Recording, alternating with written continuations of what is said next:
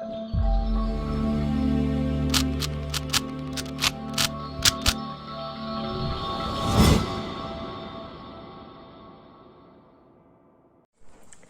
Guys, I hope you like my videos. If you like my videos please like share and subscribe our channel. आज हम लोग class 12th maths case study based question लेकर आए हैं आपके पास. Probability के इस वीडियो के अंदर हम दो क्वेश्चन डिस्कस करेंगे, क्योंकि पॉसिबल है कि ये दो क्वेश्चन साथ में एक ही वीडियो के अंदर डिस्कस करे जा सके, क्योंकि बिकॉज डियर हमारा हमेशा ये कंसेप्ट है कि जो लंबी लंबी वीडियोस होती हैं, 1 आवर की वीडियो होती हैं, उनको एक तरीके से कोप अप करना स्टूडेंट के लिए थोड़ा डिफिकल्ट हो जाता है. तो हमारी कोशिश यही रहती है कि हम छोटी और उसमें कंटेंट जो है वो ज्यादा हो, ये पूरी कोशिश करें. राइट तो चलिए, आपके पास 7th पार्ट हम लोग लेकर आए हैं केस स्टडी बेस्ड क्वेश्चन. अगर आपको केस स्टडी बेस्ड क्वेश्चन चाहिए तो प्लीज प्लेलिस्ट में जाइए, वहां पर आपको कहीं पे सर्च करने की जरूरत नहीं है.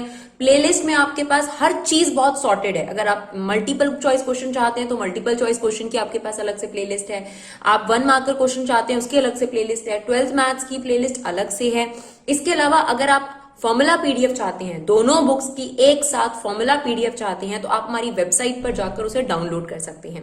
चलिए देखते हैं, ये प्रोबेबिलिटी के दो क्वेश्चन हम लोग ले रहे हैं, एक ही साथ दो क्वेश्चन हम लोग देख रहे हैं.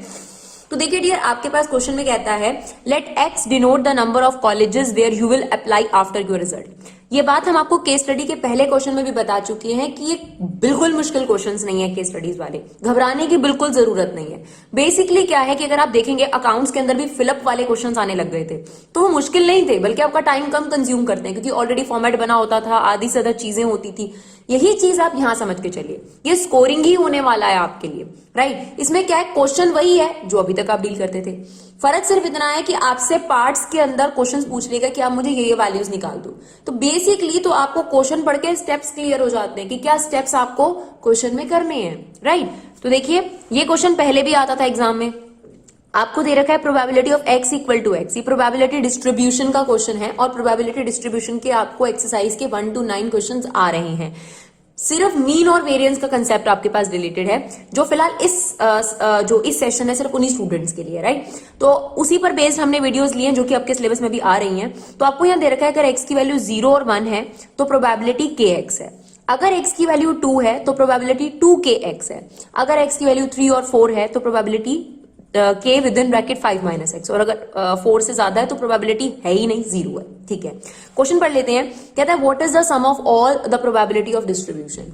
तो अगर आपने प्रोबेबिलिटी डिस्ट्रीब्यूशन वाला टॉपिक एनसीईआरटी से कर लिया है तो आपको पता है वहां एक टेबल बनता है. वो टेबल हमें सबसे पहले फॉर्म करना पड़ेगा. उसके बाद उसका दूसरा सवाल है k की वैल्यू बताइए. तीसरा सवाल है find the probability of at most 2 colleges, find the probability of exactly 1 college, find the probability of at least 2 college. तो सबसे पहले जो ये इन्फॉर्मेशन मेरे पास है, इससे मुझे टेबल बनाना है, जिसको हम बोलते हैं प्रोबेबिलिटी डिस्ट्रीब्यूशन टेबल. तो हमारे पास पहला जो क्वेश्चन है उसका सॉल्यूशन करते हैं हम लोग. हमें बनाना है प्रोबेबिलिटी डिस्ट्रीब्यूशन टेबल. यहां पर आपके पास x and here is probability, जो भी आपके पास x की होगी. तो जो x की वैल्यूज हैं वो देखिए 0, 1, 2, 3 और 4, क्योंकि 4 से बड़े पे तो प्रोबेबिलिटी है ही नहीं. तो यहां पर आपके पास x की वैल्यू हो गई 0, देन 1, देन 2, 3 एंड 4. अब हमें इनमें प्रोबेबिलिटीज फिट करनी है. तो उसने बोला था अगर x की वैल्यू 0 और 1 है तो प्रोबेबिलिटी kx है, और इसमें x की वैल्यू क्या है डियर, ये रही. तो अगर हम x की वैल्यू 0 की प्रोबेबिलिटी फाइंड आउट करेंगे तो यहाँ x को 0 पुट कर देंगे. तो ये कितना हो गया आपके पास, प्रोबेबिलिटी 0. और अगर हमारी x की वैल्यू 1 है तो प्रोबेबिलिटी ऑफ 1 कितना होगा, यहाँ पर 1 पुट कर दीजिए, ये आ गया आपके पास k. अगर आपके पास x की वैल्यू 2 है तो प्रोबेबिलिटी है 2kx. यहाँ पर अगर हम x की वैल्यू रख देंगे तो ये हो जाएगा 4k. अगर x की वैल्यू 3 है तो प्रोबेबिलिटी ये है, तो x की वैल्यू 3 अगर हम पुट करेंगे तो ये हो जाएगा आपके पास, तो अगर हम यहाँ 5 - 3 that is 2k basically. Right और अगर हमें x की वैल्यू 4 चाहिए तो भी हमारी प्रोबेबिलिटी इसी से निकलेगी. तो यहाँ 4 रखेंगे तो इसकी वैल्यू आ गई हमारे पास k. तो हमारा प्रोबेबिलिटी डिस्ट्रीब्यूशन टेबल जो है वो बनकर तैयार हो गया डियर. इसके बाद आपने क्या करना होता है, क्वेश्चन में लिखा होता या नहीं लिखा होता, हम खुद ये ट्राई करते, जितनी भी ये प्रोबेबिलिटीज हैं इस डिस्ट्रीब्यूशन टेबल के अंदर, इन सबका सम कितना होता है डियर, 1. हम उसके क्वेश्चंस का जवाब दे देंगे, लेकिन सबसे पहले हम k की वैल्यू जरूर निकालेंगे और इस टेबल को कंप्लीट करेंगे. तो हमारे पास एक चीज होती है कि सम ऑफ ऑल प्रोबेबिलिटीज, ये जितनी भी प्रोबेबिलिटीज हैं 1. Sigma means sum of all probabilities 1. That means 0 plus k plus 4k plus 2k plus k equal to 1, right. तो ये कितना हो जाएगा आपके पास 4 5 6 7 8 यानी 8k इक्वल टू 1 यानी k की वैल्यू आ गई आपके पास 1/8। एक बार आपके पास k की वैल्यू आ जाए डियर, उसके बाद आप इसके किसी भी क्वेश्चन का जवाब दे सकते हैं। तो चलिए अब हमसे जो क्वेश्चन में पूछा गया हम उसके अकॉर्डिंग सवाल का जवाब देते हैं। सबसे पहले हमसे पूछा गया what is the sum of all the probabilities of distribution, तो दैट इज 1। तो C is your correct answer, right. तो अगर हम फर्स्ट पार्ट की बात करें तो हमारा करेक्ट ऑप्शन है C, because sum of all probabilities of distribution is 1। Now what is the value of k, तो वो भी हमने निकाल ली है, देखिए यहां पर 1/8। तो सेकेंड पार्ट का आंसर भी हमारा सी हो गया। तो सेकेंड पार्ट का आंसर है हमारे पास सी। अच्छा चलिए अब थर्ड पार्ट की बारी आती है, find the probability of at most 2 colleges. Now what is at most 2? At most का मतलब होता है ज्यादा से ज्यादा। तो अगर हमें ये बोला गया है ज्यादा से ज्यादा 2 कॉलेजेस, कभी भी अगर आपको एट मोस्ट 2 बोला गया है तो वहां से 0 की तरफ अप्रोच करिए, यानी 2 कॉलेजेस 1 कॉलेजेस और 0, क्योंकि ज्यादा से ज्यादा 2 कॉलेजेस में तो 2 1 और 0 की प्रोबेबिलिटी, यानी यहां पर probability of x0 plus probability of x1 और प्रोबेबिलिटी ऑफ x2 प्लस हो जाएगी। तो अगर हम इसे प्लस करें तो कितना आ रहा है डियर 5k।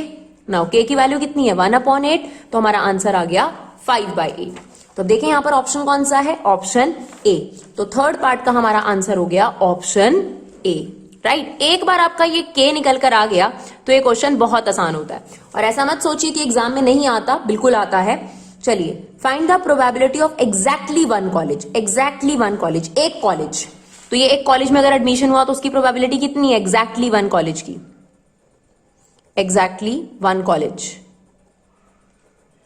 एग्जैक्टली 1 कॉलेज की प्रोबेबिलिटी है आपके पास के, और के की वैल्यू कितनी है हमारे पास 1/8, राइट।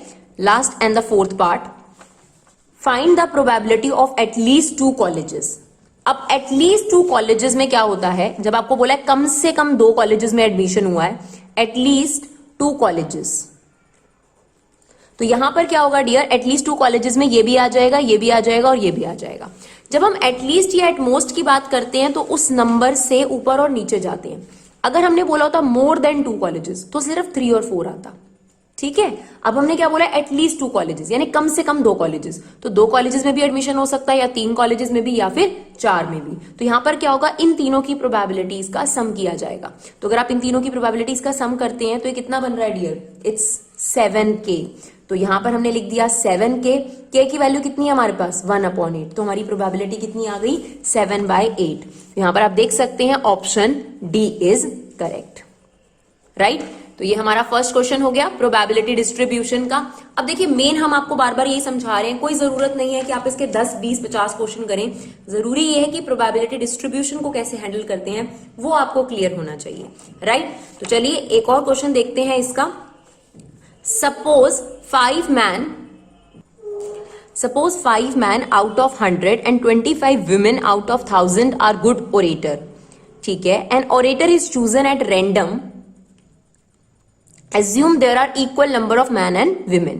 E1 आपको दे रखा है choosing a man, and then E2 दे रखा है चूजिंग अ विमेन, और E दे रखा है चूजिंग एन ऑरेटर। देखो आपको क्वेश्चन में ही हिंट दे दिया गया कि ये बेस थ्योरम का क्वेश्चन है, तो बहुत अच्छी बात है। केस स्टडीज में आपका काम मुश्किल नहीं आसान ही होने वाला है, नहीं तो आपको खुद आइडेंटिफाई करना पड़ता है कि किस चीज का क्वेश्चन है, ठीक है जी। आपसे क्या क्या क्वेश्चन पूछे गए, what is the probability of E1, what is the probability of E/E1, then what is the probability of E2, find the probability of E/E2, similarly find the probability that male person is selected, right। तो आप देखिए Bayes theorem के according सबसे पहले जो information है उसे हम प्रेजेंट कर लेते हैं, उसके बाद हम इन सवालों का जवाब आसानी से दे पाएंगे। तो सबसे पहले आपको उसने खुद ही मेंशन कर दिया है कि E1 है कि विमेन सेलेक्ट होगी, और E1 जो है वो मैन सेलेक्ट होगा, और E2 जो है वो विमेन का सिलेक्शन है। तो E1 is choosing a man and E2 is choosing a woman,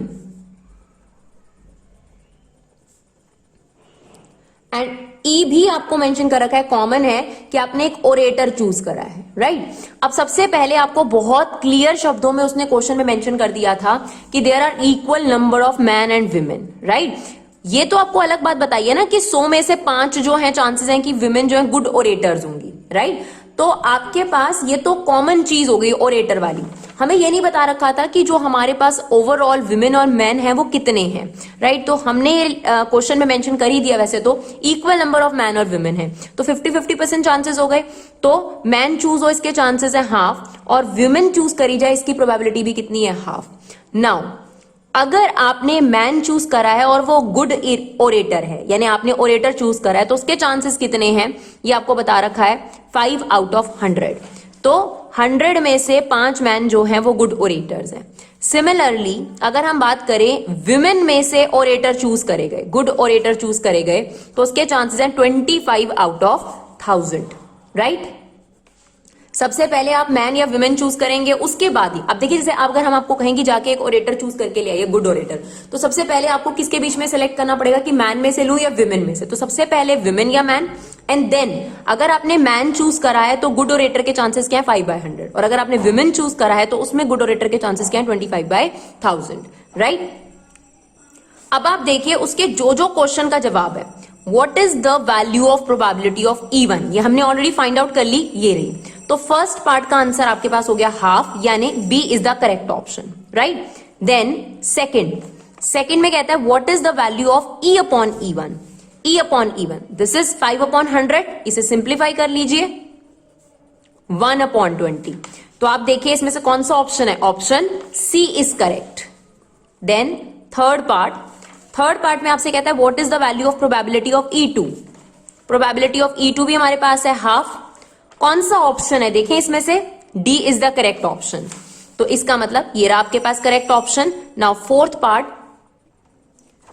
चलिए fourth part, find the value of probability of E upon E2। तो E अपॉन E2 भी हमारे पास है डियर, देखिए 25/1000, इसे हम सॉल्व कर लेते हैं, तो ये आपके पास आ गया 40, तो ये 1/40 इज द आंसर। तो फोर्थ पार्ट का हमारा आंसर हो गया आपके पास ऑप्शन ए। तो देखिए 4 पार्ट का आंसर तो कितने सिंपल तरीके से आ गया, आपने वो इन्फॉर्मेशन पहले से ही निकाल रखी है। Now the next part, find the probability that male person is selected. अब वो ये कह रहा है कि आपने मेल पर्सन को सिलेक्ट करा है, इसकी प्रोबेबिलिटी बताइए। तो इसका मतलब ये है कि वो ये तो बता रहा है कि ओरेटर है, बस ये बताइए कि मेल पर्सन चूज करा गया। तो ये बेस थ्योरम हो गया आपके पास, क्योंकि कंडीशनल प्रोबेबिलिटी का रेसिप्रोकल है, राइट। आप देख सकते हैं इसका रेसिप्रोकल। तो क्या फॉर्मूला होता है dear, probability of E1, probability of E upon E1 whole upon में आपके पास टोटल प्रोबेबिलिटी आ जाती है, that is probability of E1 into probability of E upon E1 plus probability of E2 into probability of E upon E2। Now आपके पास values already हैं, तो आप इसे मल्टीप्लाई कर दीजिए, ये आपके पास आ गया 5/200। सिमिलरली नीचे भी आ गया आपके पास 5/200 प्लस ये वाली चीज मल्टीप्लाई अगर हम करेंगे 25/2000, राइट। चलिए अब हम इसे कैंसिल नहीं करेंगे, हम इसे एज इट इज ले लेते हैं। 5/200 ये हो गया आपके पास, नीचे आपके पास एलसीएम ले लीजिए, तो 200 और 2000 का एलसीएम आ गया 2000, इसे हम 10 से मल्टीप्लाई करेंगे तो ये आपके पास बन गया 50, ये एज इट इज 25। तो basically 5/200 into 2000 divided by 75, right. ये इससे कैंसिल आउट हो गया। 50/75 अगर हम इसे सिंप्लीफाई करें और कैंसिल आउट करें तो ये आपके पास कितना ऑप्शन आ जाएगा, 2/5। तो इसका मतलब आपके पास option 25 2s and 3s, 2/3 is the correct answer. तो आपके पास यहां पर ऑप्शन बी जो है वो आपका करेक्ट हो गया। तो आई होप डियर आप लोगों को ये दोनों क्वेश्चंस जो हैं प्रोबेबिलिटी के केस स्टडी बेस्ड, हमने कोशिश करी है 15 मिनट के अंदर आपको 2 क्वेश्चन समझा सके, और होपफुली हमने आराम से आपको समझाया और आपकी समझ में आया भी हो। अगर आपको ये वीडियो यूजफुल लगा हो तो दिल से बस एक रिक्वेस्ट है आप लोगों से कि इसे शेयर कर दीजिए। Thank you so much guys for love and support.